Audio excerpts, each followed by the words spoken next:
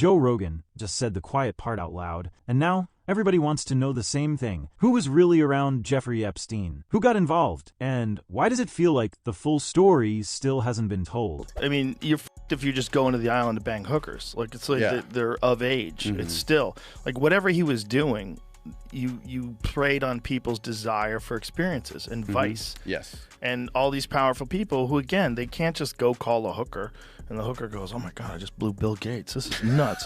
You know what I mean? Like, you can't trust them. They all hung out with him even after he got arrested. This is what's crazy. That is crazy. A lot of Bill Gates meetings with him were after he was prosecuted.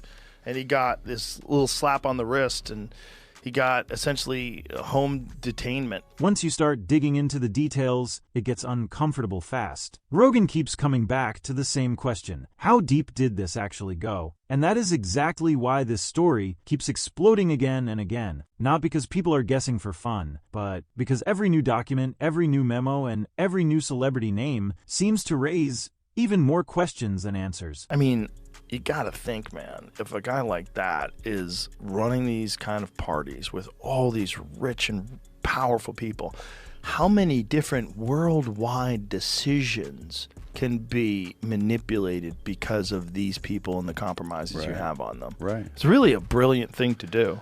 Yeah. From an intelligence perspective. Think about all the things that people have gotten away with. Yeah. I mean, look at this Ghislaine Maxwell thing. Yeah. Ghislaine Maxwell, I've said this before, I'll say it again, she's the only person ever to be tried and arrested and put in jail for... Where's the list of the people that she's to? Well, the problem is we know that they're heads of state, billionaires, wealthy people, famous people. King's brother. King's brother. Where's this list? The way he kept circling back to Ghislaine Maxwell being locked up, but somehow there's still no clear list of who was actually involved on the other side. And that's where things start to feel off, because think about it like this. If someone is convicted, then logically there has to be people on the receiving end. That's not a small detail. That's the whole story. It seems like some names are still being kept hidden. So you're trying her and convicting her for a crime where if you're that means you're to someone, and if that someone is an American citizen or a British citizen, that is an illegal act. So who are these people that have committed this illegal act? Because they're responsible as well. Right. So who are these people?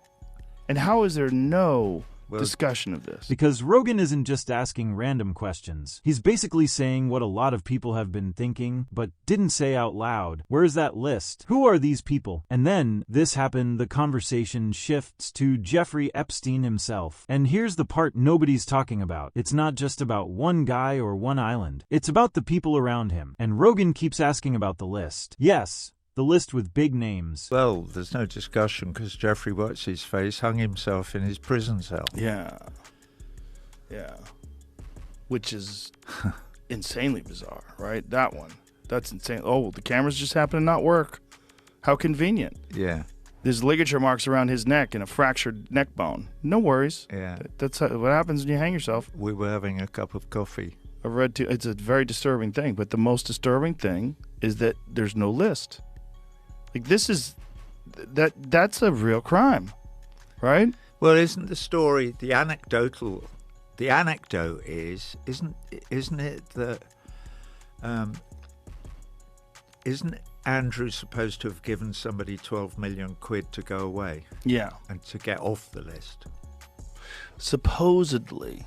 It's hard to know whether or not that's true, but for sure there's money's been exchanged, influence has been exchanged. So maybe people are they're not throwing any bones. Because when Rogan starts mentioning how powerful some of these connections were, that's when the whole thing starts to feel bigger. We're talking billionaires, politicians, royalty-level names. Maria Farmer, I think she was the chick who was working the front desk at his office in Manhattan. She was literally on video saying that all this about Bill Clinton on the jet, going to the island, hanging out with Trump and all this stuff. And the right-wing people, like people I know, my parents and like older folks I know in Florida, will say, you know, she came out, thank you for exposing Bill Clinton for being a p***o and doing all this stuff. And Virginia Giuffre, after this happened, she's like, you guys didn't listen to the whole